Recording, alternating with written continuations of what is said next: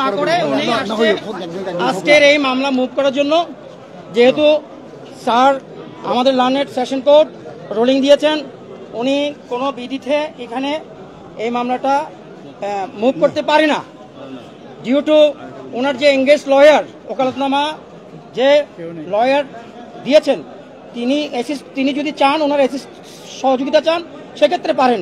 কিন্তু যেহেতু উনি সরাসরি এটা মুভ করতে পারে না, সেহেতু মামলাটা লার্নেড কোর্ট এটা উনি যে দরখাস্ত দিয়েছেন সেই দরখাস্তটা নথিভুক্ত করেছেন। এটাই হচ্ছে আমাদের বক্তব্য। আমাদের আরেকটা বক্তব্য হচ্ছে, এই রবীন্দ্র ঘোষ এখানে ওকালতি করতে আসেননি, তিনি এসছেন রাজনীতি করার জন্য। বাংলাদেশে সাম্প্রদায়িক সম্প্রীতি বিরাজমান, হাজার বছরের সাম্প্রদায়িক সম্প্রীতি নস্যাৎ করার জন্য আমাদের পার্শ্ববর্তী একটি রাষ্ট্র থেকে, মিডিয়া থেকে অপপ্রচার করছে। গতকালকেও এই রবীন্দ্র ঘোষের আবেদন নাকচ করা হয়েছে। তিনি আদালতের বাইরে গিয়ে মিথ্যা অপপ্রচার করেছেন, বিবৃতি দিয়েছেন, আইনজীবীরা তাকে অপমান করেছেন। আমরা তাকে সার্বিক সহায়তা করেছি, গতকালকেও করেছি। এবং আমরা আইনের শাসনে বিশ্বাস করি। চিন্ময় যেদিন জামিনের আবেদন নিম্ন আদালতে নামঞ্জুর হয়, রাষ্ট্রপক্ষের কোনো আইনজীবী তার শুনানিতে অংশ নেয়নি, এককভাবে শুনানি করেছেন। আমাদের জাতীয় নেতারা বিগত সরকার আমলে অ্যারেস্ট হয়েছে, এক ঘন্টার মধ্যে নকল পায়নি, তাকে সেই সুযোগ দেওয়া হয়েছে। একদিন পর জজ কোর্টে শুনানির জন্য সুযোগ দেওয়া হয়েছে, সেই সুযোগ দেওয়া হয়েছে। কিন্তু তারা আদালতের সন্ত্রাস সৃষ্টি করে, আদালতের আদেশের প্রতি বৃদ্ধাঙ্গুলি প্রদর্শন করে, বিজ্ঞ দায়রা জজ আদালতে তারা পাথর ছুঁড়েছে, মসজিদ ভেঙেছে, শেষ পর্যন্ত আমার ভাইকে হত্যা করেছে। আজকে তারা এসছে রাজনীতি করার জন্য, বাংলাদেশের সাম্প্রদায়িক সম্প্রীতি নষ্ট করার জন্য। আইন অনুযায়ী আসেনি, আমরা আইনি শাসনে বিশ্বাস করি। আমাদের এখানে সম্প্রীতি বিরাজ করছে, আমাদের হিন্দু ভাইরা একসাথে আর বসে চা খাচ্ছি, একসাথে বসছে ওকালতি করছি। এখানে কোনো সাম্প্রদায়িক আমরা সংঘাত সম্প্রীতি নষ্ট করার চেষ্টা করা হয়নি। তারা চাচ্ছে সাম্প্রদায়িক উস্কানি দিয়ে বাংলাদেশে অস্থিতিশীল অবস্থা সৃষ্টি করে সুযোগ নেওয়ার জন্য, ঘোলা পানিতে মাছ শিকার করার সুযোগ করতে। আমরা আইনজীবী হিসেবে উনি আসেননি, উনি আসছেন রাজনৈতিক নেতা হিসেবে।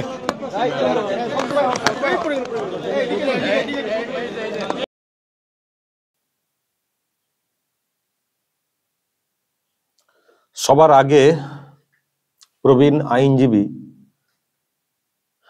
বাংলাদেশের সুপ্রিম কোর্টের রবীন্দ্র ঘোষ, ওনাকে কুর্নিশ জানাই এই জন্য, এটা গতকালকের ভিডিও। দর্শক, আপনারা হয়তো শুনেছেন যে গতকালকে কি ঘটেছিল। গতকাল চট্টগ্রাম আদালতে গিয়ে কি হেনস্থার শিকার হতে হয়েছিল চিন্ময় প্রভুর হয়ে লড়তে গিয়ে, তার একটা বিবরণ গতকালকে উনি দিয়েছেন ভিডিওতে। যারা শোনেননি, আজকে পারলে একবার শুনে নেবেন। আমার ভিডিও গতকালকে আপলোড হয়েছে সন্ধ্যার দিকে। কুর্নিশ এই জন্যই জানাচ্ছি যে গতকালকে ওইভাবে হেনস্থা হওয়ার পরেও উনি আজকেও গিয়েছিলেন। গতকালকে ওই রকম থ্রেট, হেনস্থা ইত্যাদি হওয়ার পরেও উনি কিন্তু আজকে চিন্ময় প্রভুর জামিনের শুনানি এগিয়ে আনার জন্য আজকেও আদালতে কার্যত জীবনের ঝুঁকি নিয়ে গিয়েছিলেন। আজকেও, এটা হচ্ছে আজকের ভিডিও। বয়স্ক মানুষ দেখতে পাচ্ছেন, এমনিতেই ধরে ধরে হাঁটতে হয়, কিন্তু একটা অন্য যন্ত্রণা কাজ করছে ওনার মধ্যে। উনি যেমন আইনজীবী, তেমনি হিউম্যান রাইটস নিয়েও কাজ করে থাকেন, অনেক সব সংগঠন আছে। তো আজকে উনি ফের গিয়েছিলেন চিন্ময় প্রভুর হয়ে, মানে মানে হিয়ারিংটা এগিয়ে আনার জন্য আদালতের দৃষ্টি আকর্ষণ করতে, জীবনের ঝুঁকি নিয়ে। কিন্তু আজকেও কোনো কাজটা হয়নি। উনি চেষ্টা করেছেন যে যা হবে জীবনে, চিন্ময় প্রভুর হয়ে কেউ দাঁড়াচ্ছেন না, আমি যাচ্ছি, আমি সুপ্রিম কোর্টে কাজ করেছি, আমি যাচ্ছি, আমি নিজে দাঁড়াবো। তো আজকে উনি আরো একবার অ্যাটেম্প্ট নিয়েছিলেন হিয়ারিং করে যদি এটাকে এগিয়ে আনা যায়, কিন্তু আজকেও কিছু লাভ হয়নি। আপনারা শুনলেন উনি আজকেও মানে ফেরত চলে এসছেন। এই যে ইনারা যে ব্যাখ্যাটা দিচ্ছিলেন, ইনারা সব নিশ্চয়ই বুঝতে পারছেন ইনারা সব কারা, অ্যাকচুয়ালি কোন পক্ষের সব লোকজন। ইনাদের বক্তব্য যে যিনি মেন আইনজীবী তিনি একমাত্র মুভ করতে পারবেন, অ্যাসিস্ট হিসেবে মানে অ্যাসিস্ট করার জন্য অন্য কেউ আসতে পারেন। তো উনি কি করে এককভাবে উনি কি করে মুভ করবেন, ওনার তো সেই পাওয়ার নেই। এইরকম নাকি বিষয়টা হয়েছে, সেজন্য হয়নি। উনি এসছিলেন কিন্তু কার্যকরী কিছু আজকেও হয়নি। সেই 2রা জানুয়ারি হিয়ারিং হবে, এটাই বলে দেওয়া হয়েছে। আমি আর একটা জায়গায় শুনছিলাম যেটা টেকনিক্যাল গ্রাউন্ড যেটা বলা হয়েছে সেটা হচ্ছে যে এখানকার বারের কোনো এক আইনজীবীকে আনতে হবে, তার মাধ্যমে অ্যাপ্লিকেশনটা করতে হবে। আপনি বাইরে থেকে এসে করতে পারেন না। এখানকার যে বার অ্যাসোসিয়েশন তাদের কোনো আইনজীবীকে আনতে হবে। আমি আরো সব শুনছিলাম, অন্যান্য সব আইনজীবীরা বলছিলেন যে উনাকে সুযোগ দেওয়া হয়েছিল যে আপনি কাউকে একটা এখান থেকে আনুন, তাহলে ম্যাটারটা শুনবো। মানে যিনি এজলাসে ছিলেন বিচারক, তিনি নাকি সময় দিয়েছিলেন, সুযোগ দিয়েছিলেন, কিন্তু উনি ব্যর্থ হয়েছেন আনতে। এখন দর্শক, উনি ব্যর্থ হয়েছেন লোকাল কোনো আইনজীবীকে আনতে, এটা শুনলে তো ঘোড়াও হাসবে, তাই না? উনি ব্যর্থ হয়ে গেলেন, আর আইনজীবীরা এত পাশে থাকার বক্তব্য রেখে বলে বেড়াচ্ছেন, কেউ একজন এসে দাঁড়ালেন না। উনি একজন প্রবীণ আইনজীবী, যখন উনি শুনেছেন যে এখানকার কাউকে একজনকে লাগবে, উনি চেষ্টা করেননি? এটা মানতে হবে, নিশ্চয়ই চেষ্টা করেছেন অথচ পাননি, এটাই হচ্ছে বাস্তব। এবার বলুন কেন পাননি? এই জন্যই পাননি কারণ এর আগে হুমকি দেওয়া হয়েছিল আইনজীবীদের একটা বড় অংশের তরফ থেকে যে চিন্ময় প্রভুর হয়ে যিনি লড়বেন, ওকালতনামাতে সই করা বা সামনে থেকে এসে যিনি লড়বেন তার কিন্তু হাল খারাপ হয়ে যাবে, তার কিন্তু রক্ষা থাকবে না, পিটিয়ে মেরে ফেলা হবে, এই ধরনের হুমকি দেওয়া হয়েছিল। তো কি করে লোকাল আইনজীবী বা ওই বারের আইনজীবী কি করে আসবেন? ফলে উনি জোগাড় করতে পারেননি, ব্যর্থ হয়েছেন ওটা না, জোগাড় করতে দেওয়া হয়নি কাউকে, লোকালি ওখানে মুভ করতে দেওয়া হয়নি। তো হয়নি, লোকাল কাউকে পাননি, এখন টেকনিক্যাল গ্রাউন্ড দেখিয়ে হিয়ারিংটাও করা হয়নি। ফলে এত কষ্ট করে আজকে আবারও গেছেন, যা হবে হবে, বয়স তো হয়েছে, জীবনের ঝুঁকি নিয়ে গেছেন আর কি, যে যা হবে হবে, তবু আরো একবার ট্রাই নেব চিন্ময় প্রভুর জামিনের ব্যাপারটাতে, মানে জামিনের হিয়ারিংটা এগিয়ে আনার জন্য। কারণ বিনা বিচারে একজন মানুষকে বন্দি করে রাখা হচ্ছে। তো উনি সেই জন্য অ্যাটেম্প্ট নিয়েছিলেন আজকে আরো একবার, কিন্তু ব্যর্থ হয়েছেন, মানে ব্যর্থ করা হয়েছে। কোনো লোকাল আইনজীবী মানে পাননি, এবং ওনারা বলছেন যে যিনি মুভ করেছিলেন তাকেই থাকতে হবে, অমুক। মানে এটা মানে মুভ করতে দেওয়া হবে না, চিন্ময় প্রভুর মানে জামিনের ব্যাপারে হিয়ারিংটা করতে দেওয়া হবে না।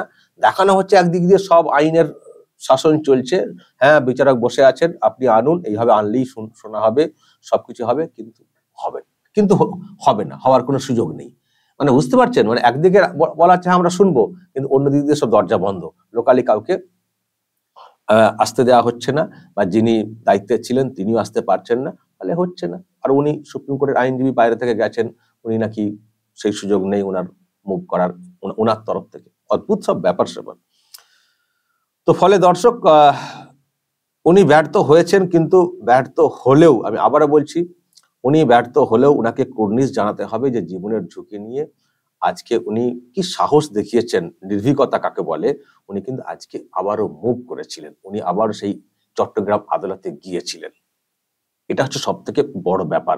হিয়ারিং হয়তো হয়নি, কিন্তু উনি যে দৃষ্টিটা, মানে উনি যে নজিরটা তৈরি করলেন, এটা একেবারে নজিরবিহীন বলবো, দারুণ একটা নজির তৈরি করেছেন। তবে একটা সাহস কোথাও একটা আসছে, এই যে সবাইকে ভয় দেখিয়ে রাখা, যে কেউ সামনে আসবেন না, কেউ চিন্ময় প্রভুর হয়ে লড়তে চাইবেন না। এবার কিন্তু কোথাও একটা সাহস আসবে।